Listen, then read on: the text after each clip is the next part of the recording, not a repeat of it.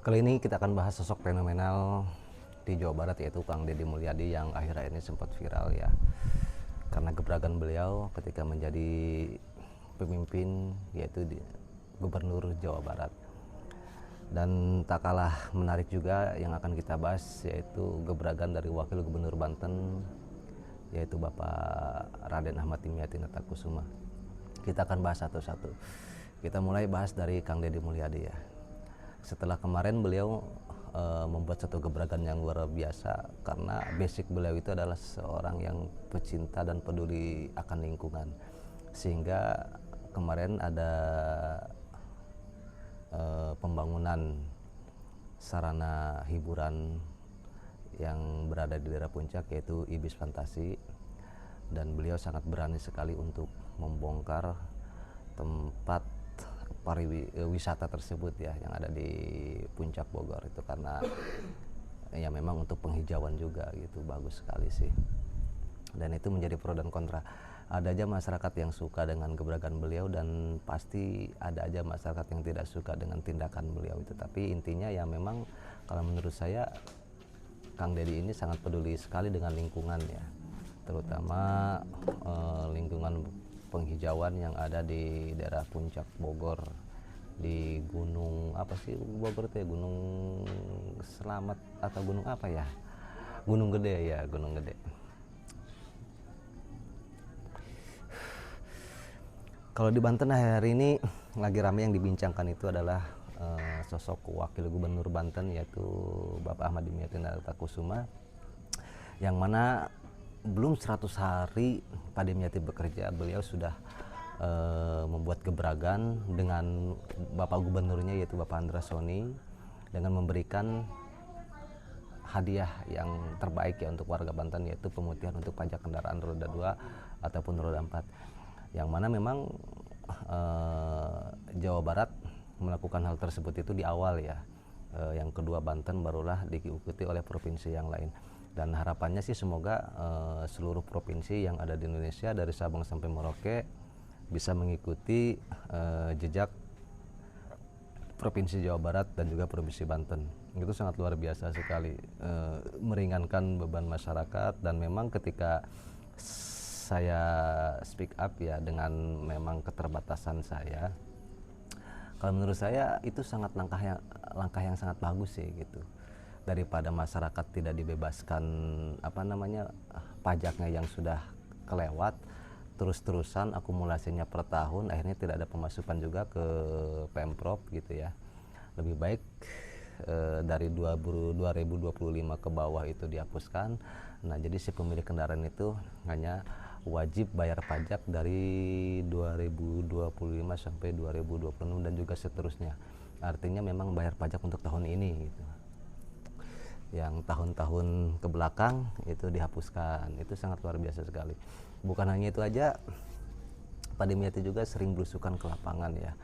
Artinya beliau sering mendatangi rumah-rumah warga yang memang rumah yang tidak layak huni, dan itu saya rasa beliau itu gercep banget gitu, memberikan bantuan merenovasi ya, walaupun belum keseluruhan ya yang ada di Banten, tapi setidaknya beliau sudah mulai terjun ke lapangan, beda dengan dulu, karena memang sekarang beliau ini ingin sekali bersentuhan dengan masyarakat gitu sebagai seorang pemimpin.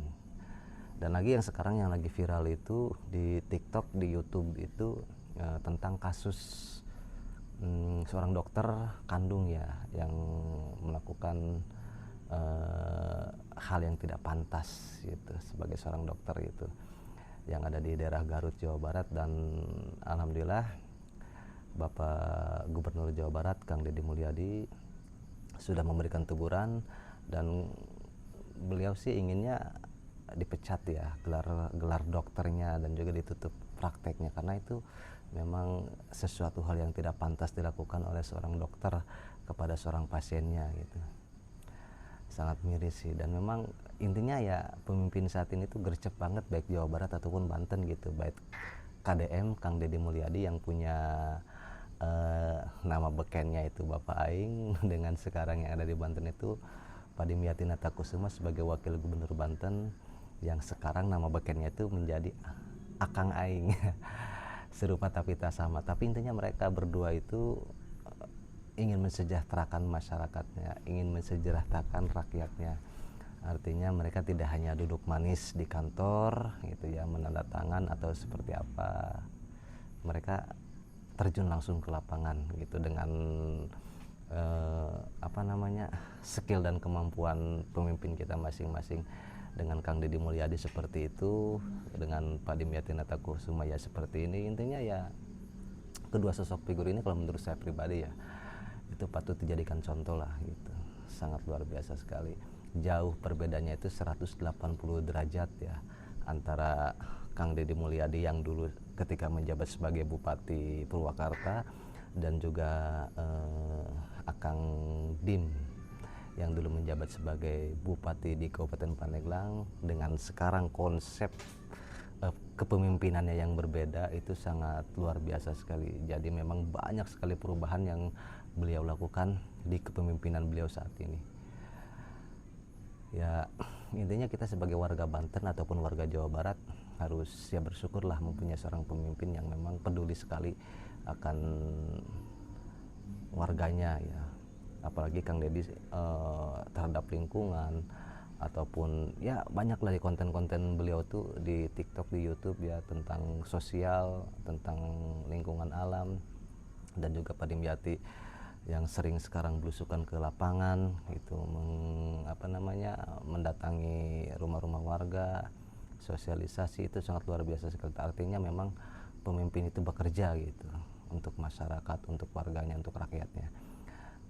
Jadi memang satu komando juga ya dengan Bapak Presiden Bapak Prabowo Subianto dan juga Wakil Presidennya yaitu Bapak Raka Buming Raka, Gibran Raka Buming Raka. Oke, jadi intinya dua daerah ini antara Jawa Barat dengan Banten ini mempunyai kesinambungan yang sama, mempunyai sosok figur pemimpin yang luar biasa yang memang peduli sekali akan warganya. Pokoknya plus yang luar biasa lah pokoknya untuk dua pemimpin ini. Jadi ya saya tidak